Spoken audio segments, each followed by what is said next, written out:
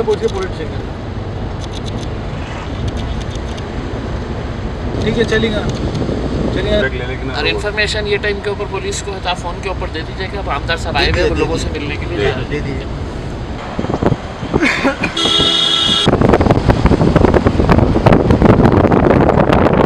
गाड़ी बैठे हाँ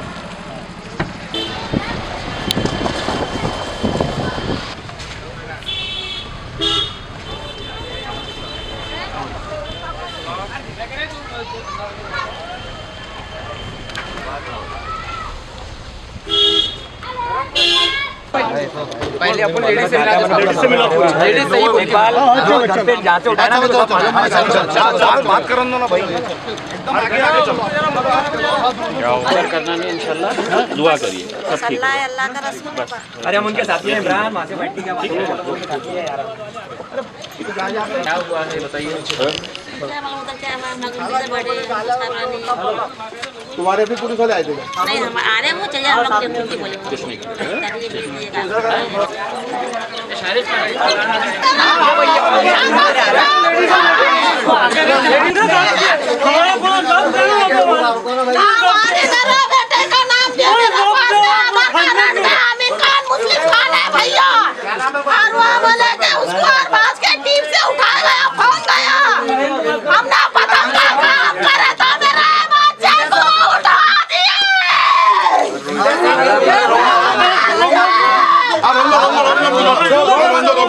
भाई टेंशन मत लो।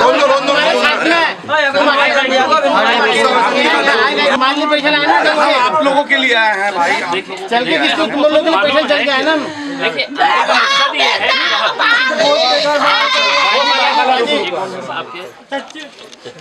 आप सुनिए मेरी बात सुनिए। सुनो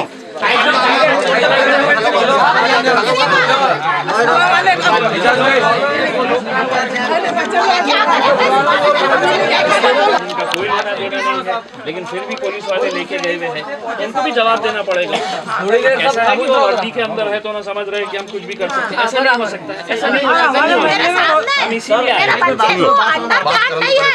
तो पुलिस वाला बोले मेरे को अंडर पैंट लगती।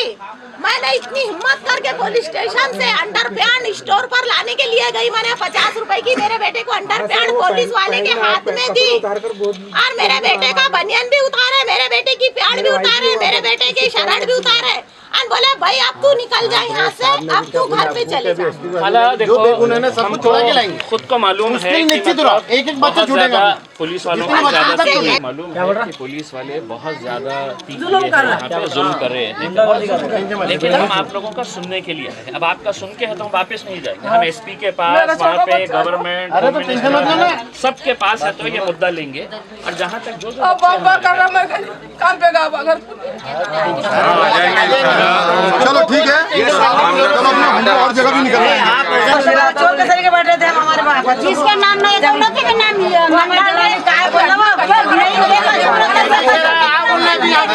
तुमको रात में जिसके नाम नहीं दिए बात करें उनका नाम लिखो। ये आज हुआ है आप लोगों का, आज करेंगे। हमारे घर पर पुलिस वाले थे या SRP? वो SRP थे, SRP थी और गाड़ी भी घुट डाले हमारे सब, गाड़ी कार मोटरसाइकिल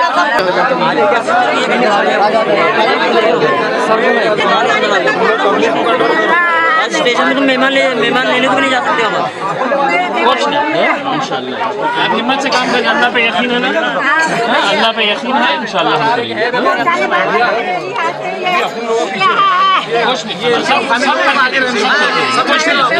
कर देंगे साहब, उसी के लिए सारी प्रोजेक्ट शुरू कर देंगे। अपने घर का बंदर अंदर है, अंदर नहीं है इसके अंदर है साहब। डरने का नहीं है, लड़ेंगे अपन, लड़ेंगे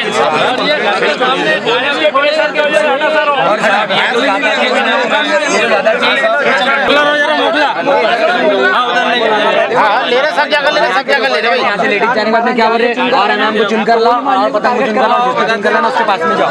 ये सेंटेंस है। पतंग वाले बुलाओ, वैसे देखने चल बेटा, आप हमारे पास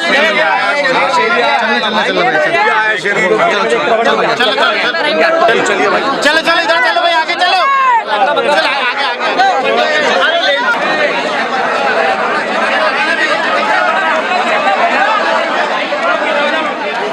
क्या हुआ है, कितने बजे हुआ? ये 11 बजे हुआ मेरे साथ में। मैं घर के लिए जा रहा था और दो जनों ने पकड़े और 35 लोग थे। उनको तलवार और पाइप मारे हुए, एक ने पकड़ा एक ने मारा। तो सर में तलवार है, हाथ में पाइप मारे हुआ, मैंने तलवार पकड़ लिया।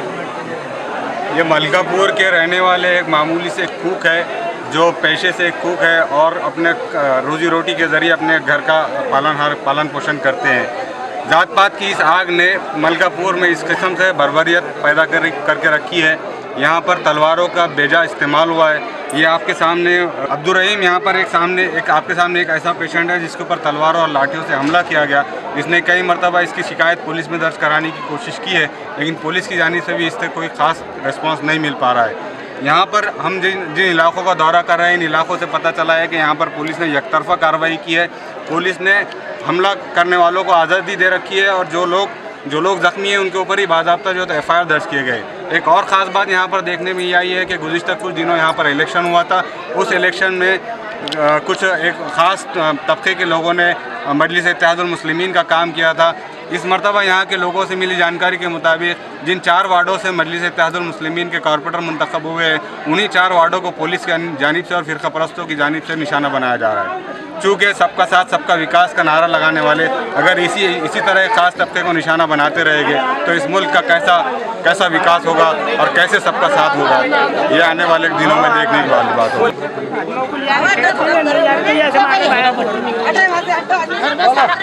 क्या नाम है आपका?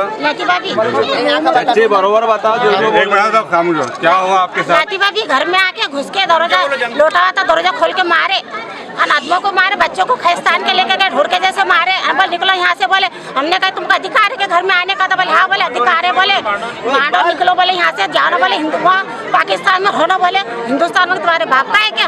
ये आपके सर पे कौन मारे? वो आते नहीं क्या, वो क्या कहते हैं ये निसार, हाँ वो थे गंसारे, मुँह को ढाटे भागने वाले थे, बंद कराए थे, ऐसे गालियाँ दे रहे थे, कैसे खराब गालियाँ दे रहे थे। तो तुमको क्या कहूँ, सब डंडा सिर पे मारते जम के, बोले बच्चों को छुपो अंदर, बोले काट बोले ऐसे गालियाँ दे रहे, खराब गालियाँ दे रहे। ये लतीफ़ा भी है जो मलकापुर में रहती है। इनके मुताबिक आज भी मलकापुर में जात पात का बीज जो 70 साल पहले हिंदुस्तान में बोया गया था, यहाँ पर आज भी अपने उरूज पर है। यहाँ पर इन्हें आज भी कहा गया है कि आप यहाँ क्यों रहते हैं, पाकिस्तान जाओ, ये आपका मुल्क नहीं है। तो इस तरीके की फिक्रेबाजी से कहीं ना कहीं इस मुल्क में फिर से जात पात की जो हवा चल रही है उसको कहीं ना कहीं उरूज मिल रहा है, कहीं ना कहीं लोगों का सपोर्ट मिल रहा है, कहीं ना कहीं फ़िरका परस्तों का सपोर्ट मिल रहा है, जिसकी वजह से फ़िरका परस्तों के हौसले बुलंद है। यहाँ इस तरीके की एक कानून नहीं है। हमारे अंदाजे के मुताबिक कम से कम 30 से 35 ख़वातीन को अपने तशद्दुद का निशाना बनाया गया। लतीफ़ा बी के मुताबिक ये तशद्दुद का निशाना फ़िरका परस्तों के साथ साथ यहाँ पुलिस और SRPF के लोगों ने भी इन्हें तशद्दुद का निशाना बनाया, इन्हें पाकिस्तान चले जाने की बात कही। तो अगर इस तरीके का ये माहौल अगर इसी तरह महाराष्ट्र में चलता रहेगा, जात पात के फसाद होते रहेंगे, तो ज़रूर ये इस बात का सबूत है कि कहीं ना कहीं फ़िरका परस्तों को खुलेआम छूट दी गई है। तलवारों का बेजा इस्तेमाल पुलिस की मौजूदगी में किया गया। इस जानिब हुकूमत को तवज्जो देने की ज़रूरत है। कैमरा पर्सन तौफीक पटेल के साथ मैं शारिक नक्शबंदी, एशिया एक्सप्रेस। ये एक लेडीज ने है, ये बहुत लेडीज। ये आपकी बात सुनने के लिए यहाँ हैं और ये आपकी बात पुलिस SP तक, पुलिस इंतजामिया तक पहुँचाएंगे। आप पर जो जुर्म सितम हुआ है उस ताल्लुक से इन्होंने यहाँ पर बात करेंगे और ये उम्मीद है कि जिस तरीके से आपने यहाँ पर मजलिस का साथ दिया है, आप लोगों का कहना है कि साथ देने की वजह से बिल्कुल सही है, बिल्कुल सही बात खड़ी है। इंशाल्लाह मजलिस साहब के साथ खड़ी है, आमदा साहब खुद आए हैं और ये आपको आश्वासन दिलाते हैं कि आपकी बात पुलिस इंतजामिया तक पहुँचाएंगे। आइए सुनिए, इन्हें खामोशी से सुनिए, मेरी आपसे रिक्वेस्ट। यहाँ पर आके वाकई में बड़ा अफसोस हुआ। जिस दिन ये हुआ है, ये आप लोगों को सबको मालूम है कि हज़रत सल्लल्लाहु अलैहि वसल्लम,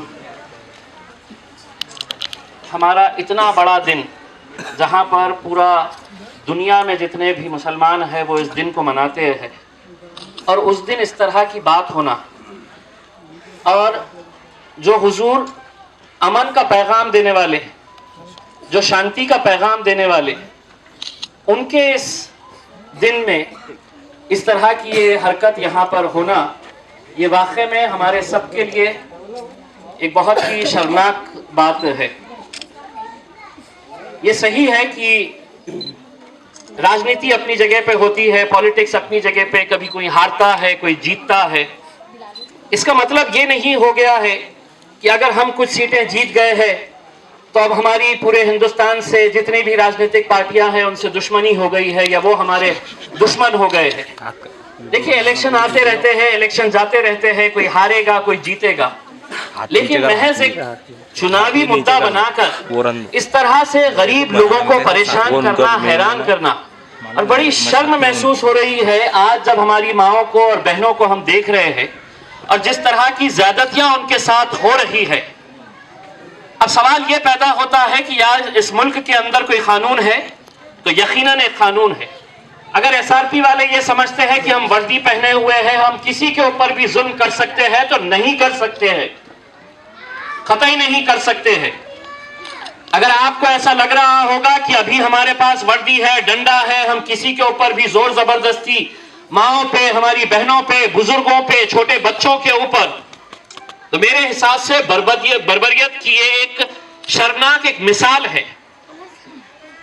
और इसका जो मुद्दा बनाया जा रहा है, जिस तरह के लहजे का इस्तेमाल किया जा रहा है, जिस तरह के गाली गलौज यहाँ पर की जा रही है, खास तौर से हमारी माएं और बहनों के साथ, हम सरकार में बैठे तमाम लोगों को, पुलिस वालों को और एसआरपी को, सबको ये बता देना चाहते हैं कि देखिए, बर्दाश्त करने की एक इंतहा वो लिमिट होती है, उसे क्रॉस करने मत लगाइए। हम लोग अगर किसी ने गलती की है, चाहे वो कोई भी हो, उसके खिलाफ कानूनी कार्रवाई होनी चाहिए। लेकिन ये कैसी कानूनी कार्रवाई है कि पुलिस वाले जिसे चाह रहे हैं, जिसके भी घर में जा रहे हैं, माँ और बहनों के साथ इस तरह से बदतमीजी के साथ पेश आ रहे हैं। ये मुल्क के अंदर एक कानून है और ऐसा लग रहा है कि यहाँ पर पुलिस का नहीं, एक गुंडा राज एग्जिस्ट कर रहा है। पुलिस जो होती है उसका कोई जात नहीं होता है, कोई धर्म नहीं होता है। अगर पुलिस हिंदुओं के लिए है तो वही पुलिस मुसलमानों के लिए है।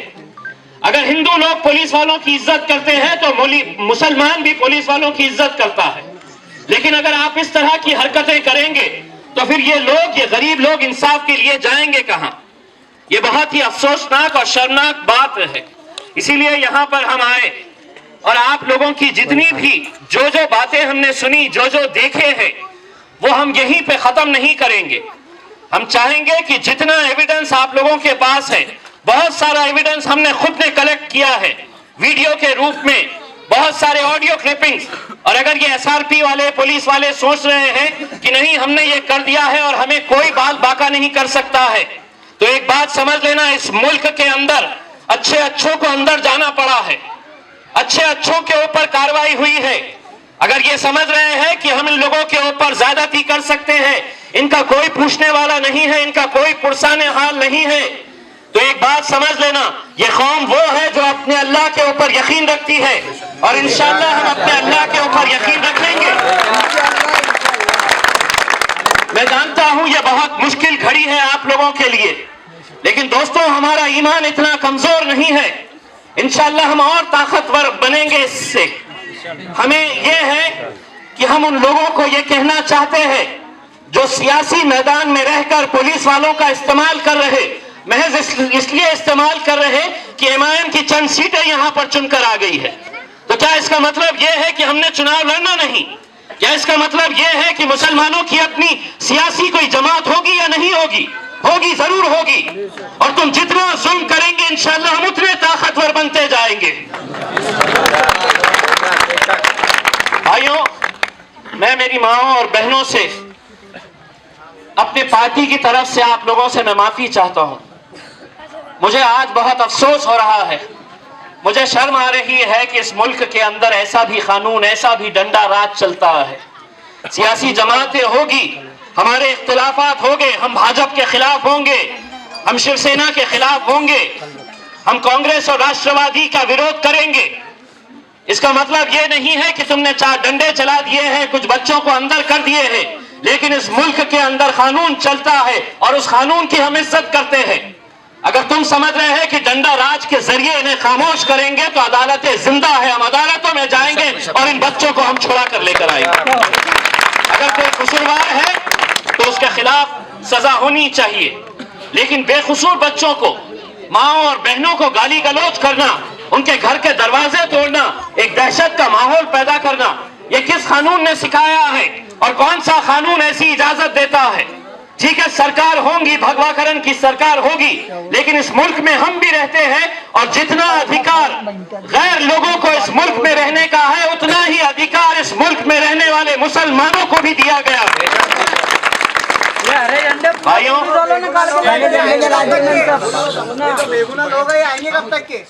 भाइयों, मैं ये जानता हूं कि बहुत सारे बच्चों को जेलों में बंद किया गया है, इनको उठाकर लेकर गए हैं, लेकिन हम यहाँ पर ये कहने के लिए आए हैं कि महज आप लोगों से मिलकर हम लोग यहाँ पर कुछ बातें करके चले जाने के लिए नहीं आए हैं।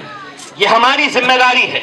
मैं इंशाल्लाह अभी यहाँ की जो भी हमारे कॉरपोरेटर्स हैं, उन कॉरपोरेटर्स को मैं ये कहना चाहता हूँ कि मजलिस की तरफ से हम इमीडिएट 2 लाख रुपया आपको सैंक्शन कर रहे हैं ताकि ये बच्चों की जमानत के लिए आप उस पैसे को इस्तेमाल करिए। जितनी आप लोगों को जो भी तकलीफ रहेगी, यहाँ पर इंशाल्लाह हमारे जिम्मेदारान लोग हैं। हमारे ऊपर भी बहुत सारी रुकावटें लाने की कोशिश की जा रही है। बहुत कोशिश ये हो रही है कि हम यहाँ तक पहुँचना ही नहीं चाहिए जा रहा है। तो एक बात समझ लेना, इस मुल्क के अंदर कानून अगर आपके लिए एक है तो मेरे लिए दूसरा हो नहीं सकता है। जो कानून आपके लिए है वही कानून मेरे लिए है और हर इंसान को उस कानून को पालन करना पड़ेगा।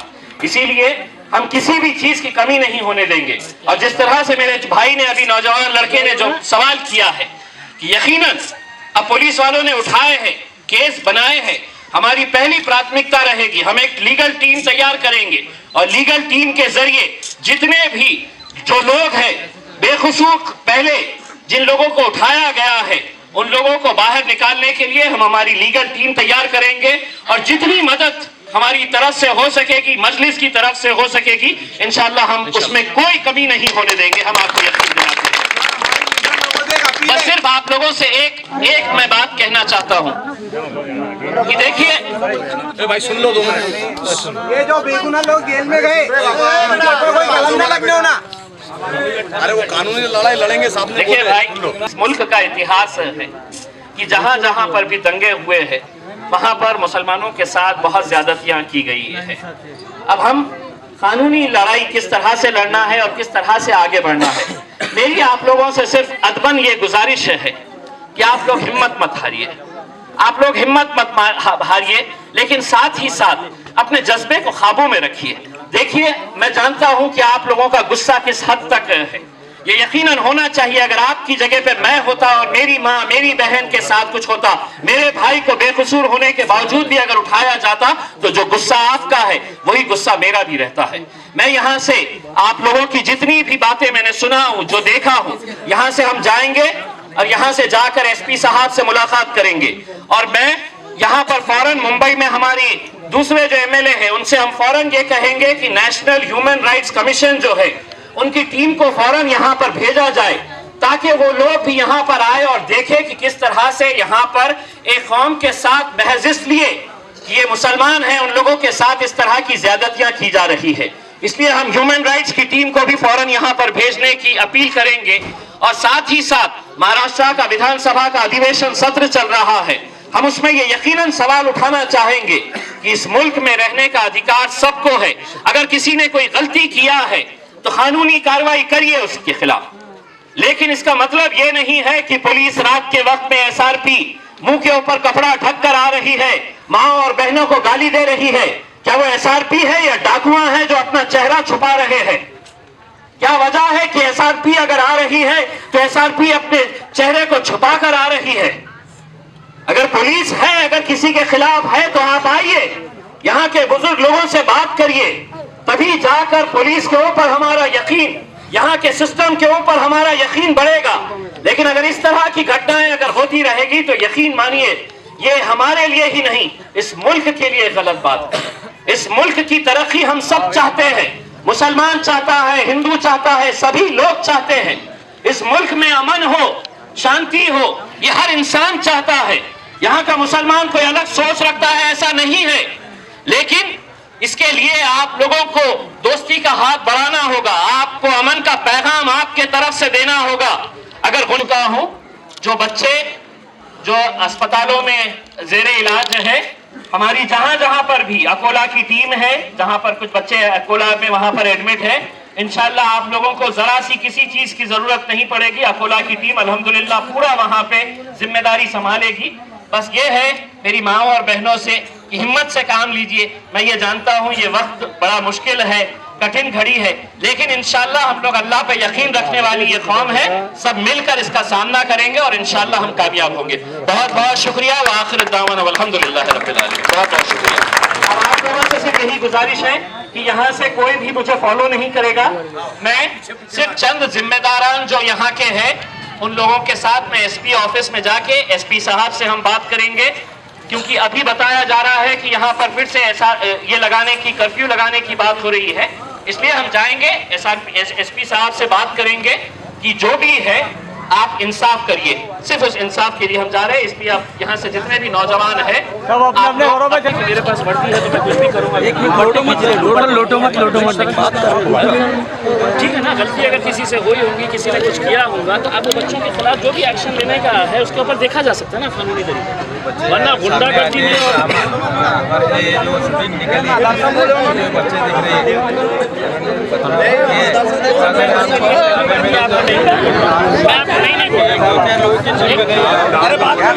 और जो लोग तलवारें लेकर उनके खिलाफ आप एक ऐसी टीम बनाई है कि साहब हम वीडियो देख के आपको हमारे तुम्हारे गुनहगार है पत्थरबाजी के ये है कि देखिए आप लोगों का पुलिस के ऊपर इन लोगों का ज्यादा भरोसा है, एसआरपी के ऊपर नहीं है। लेकिन एसआरपी है इसका मतलब ये थोड़ी है। हम सबके लिए एक है, लेकिन मानना चाहिए आप लोगों ने। सर आपने दरवाजे खोल के काढ़े सबको, किसने? ये देखो पुलिस वालों ने काढ़े सबको, दरवाजे खोल के काढ़े, नासद के संडा बाथरूम के दरवाजे फोड़े इन्होंने। गाड़ी पर केजीएन है तो गाड़ी फोड़ डाले सर, गाड़ी पर केजीएन के दरवाजे फोड़े इन्होंने।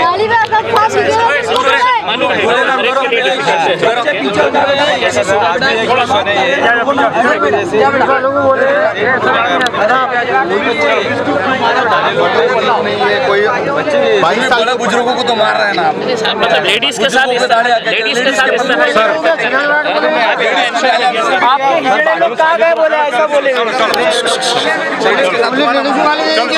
गाड़ी किधर है?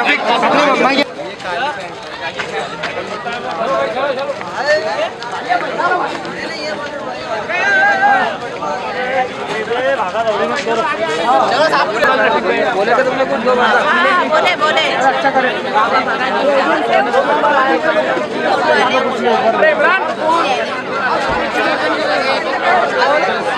मदद जरूर करेंगे।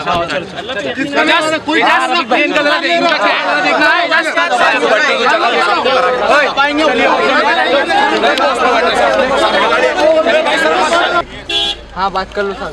सर हमारे हमको सबको मार के भगुले से लेकर चार्जर में खिड़कियां फोड़ डाले तक कबाड़ खोल डाले। सब बोलो आराम से बोलो, एक एक बोलो। मैं अभी एसपी ऑफिस जा रहा हूँ, आपके कौन है किसको अंदर लेके? हमारे दोनों बच्चे, मेरा जवाई और मेरा आदमी। मैं पूरा जिसके भी ये है ना कौन कहाँ पे है, किसको कहाँ पे रखे, वो पूरा है। तो एसपी ऑफिस में ही जा रहा हूँ, पूरी जानकारी निकाल के वकीलों को लेके चले गए उन्होंने। मैं वकीलों को हम लगाए मेरे घर वालों के एक्सीडेंट हुआ है, दो लड़की मेरी माँ है, घर का स्कूल पढ़ते थे। इंशाल्लाह अपने सब बच्चों को जितने भी अकेले आपका इनका ऐसा नहीं है, जितने भी बच्चे उनकी सबकी जिम्मेदारी इंशाल्लाह।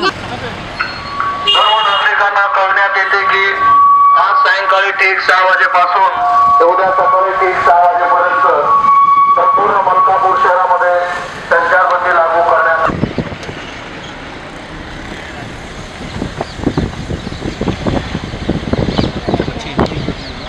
कुछ बच्चे हैं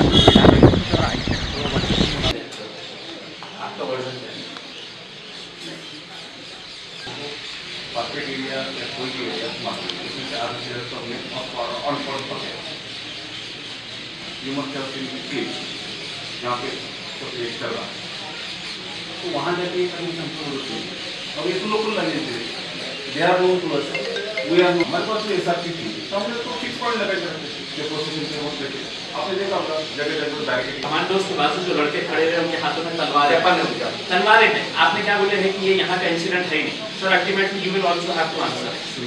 नहीं I will have to answer. I will give us इतना थ्रेट अपना नहीं दोनों का नहीं है सर, लेकिन मतलब ऐसा है कि अदालत में आपको भी आना है। अगर आप ये कह रहे हैं ऑन रिकॉर्ड एक बच्चा है बच्चे मलकापुर साहब इतना बड़ा शहर नहीं है, मतलब आपको आइडेंटिफाई करने के लिए इतना टाइम